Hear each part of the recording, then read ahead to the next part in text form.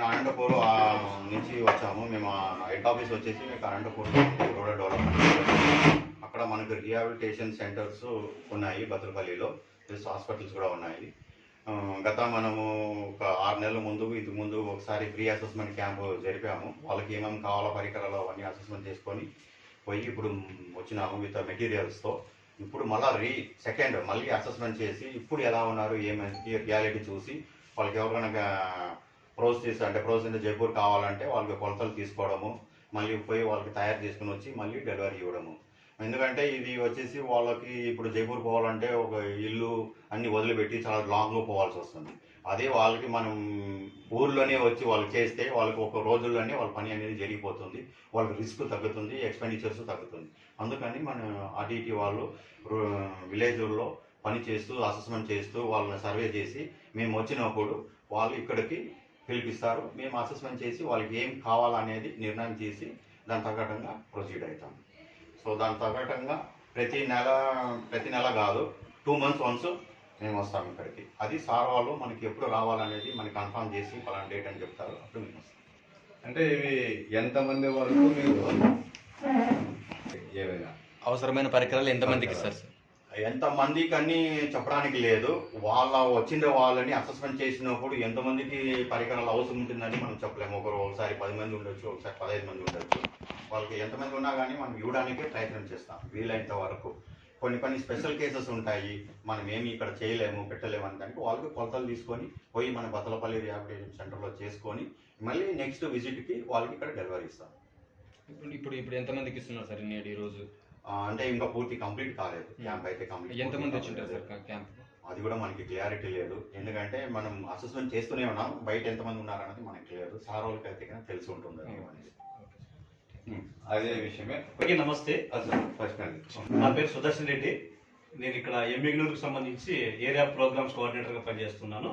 మరి ఎమ్మిగ్నూరు ఏరియా అంటే గొనేగుంట మండలము, ఎమ్మిగ్నూరు మండలము, నందవరము, పెద్దకడుగురు, ఈ 4 మండలాలు కలిసి ఎమ్మిగ్నూరు ఏరియా అంటారు. మరి విన్సెంట్ ఫెర్రర్ ఆర్టీటీని స్థాపించినట్టు మీ అందరికీ తెలిసే ఉంటుంది.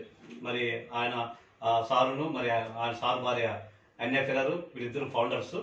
మరి ఇప్పుడు ఆయన కొడుకు ప్రోగ్రామ్ డైరెక్టర్గా మాంచో సారు, మరి ఆయన భార్య విశా ఫెర్రర్ ఉమెన్ ఎంపవర్మెంట్ డైరెక్టర్గా పనిచేస్తున్నారు. మరి వాళ్ళు సంస్థ ముందు తీసుకుతున్నారు. మరి ఎమ్మిగ్నూరు ఏరియాలో ఆర్టీటీ సంస్థ, రూరల్ డెవలప్మెంట్ సంస్థ ఇంటిగ్రేటెడ్ ప్రోగ్రామ్ డెవలప్మెంట్లో భాగంగా మరి వికలాంగులకు కూడా సంస్థ పనిచేస్తుంది.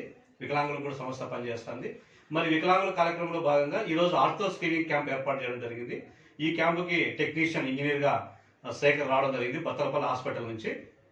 మరి దాదాపు ఈరోజు ఈ 3 మండలాలు, గొనేగుండ మండలము, ఎమ్మిగ్నూరు, పెద్దకడుగురు మండలం నుంచి దాదాపు ఇక్కడికి ఒక 85 మంది వికలాంగులు రావడం జరిగింది. వాళ్ళందరికీ అసెస్మెంట్ స్క్రీనింగ్ చేస్తారు. వీళ్ళలో ఎవరికి అవసరమైతుందో పరికరము, కొంతమందికి స్ట్రెచెస్ కావచ్చు, కొంతమందికి కాలికి సంబంధించి పరికరాలు కావచ్చు, ఇవన్నీ ఇస్తున్నారు. కొంతమంది సర్జరీస్ కూడా అవసరమవుతాయి.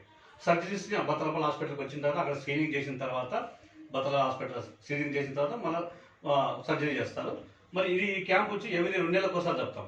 ప్రతి 2 నెలలకు ఒకసారి జరుపుతాము. అవసరమైన అందరికి ఫ్రీగా పరికరాలు ఇస్తున్నాం. మనం ఏం పరికరాలు ఇస్తామంటే ఒకటి సార్ పేరు అవన్నీ క్యారీ చెప్పండి. నా పేరు V N Sudarshan Reddy. Area programs కోఆర్డినేటర్గా ఎమ్మిగ్నూరులో ఉండి ఈ 4 మండలాల్లో పనిచేస్తున్నాను. ఇక్కడ మనము అన్ని రకాల మొబిలిటీ ఎయిడ్స్ ఇస్తాము. వీల్ చైర్స్, ట్రైసైకిల్స్, సంకల కింద crutches, plus walkers, rollators, Jaipur legs, calipers, మళ్ళీ చిన్న గైటర్స్ అనేది చాలా డిఫరెంట్ ప్రోసెస్ అవన్నీ ఇస్తాము ఇక్కడ. సో అని ఏదని లేదు, అన్ని రకాలుగా కావాల్సిన పరికరాలు తయారు చేసి ఇస్తాం. వీళ్ళు ఇక్కడికి ఎప్పుడు పనిచేసిన ఇంటిగ్రేషన్ డెవలప్మెంటల్ యాక్టివిటీ చేస్తారు కాబట్టి మేము 24 hours అయితే ఉండే అవైలబిలిటీ కాదు. ఒక ఫిక్స్డ్ డేట్ చెప్తాం, ఇన్ఫార్మ్ చేస్తాం, ఆ డేట్కి రావాల్సి ఉంది. ఎందుకంటే మేమంతా ఎక్కువ గ్రామాల్లో పనిచేస్తుంటాం కాబట్టి ఆ ఫిక్స్డ్ డేట్కి వాళ్ళకి చెప్తాం, ఇన్ఫార్మ్ చేస్తాం. అదే కాదు అవన్నీ ఇచ్చిన తర్వాత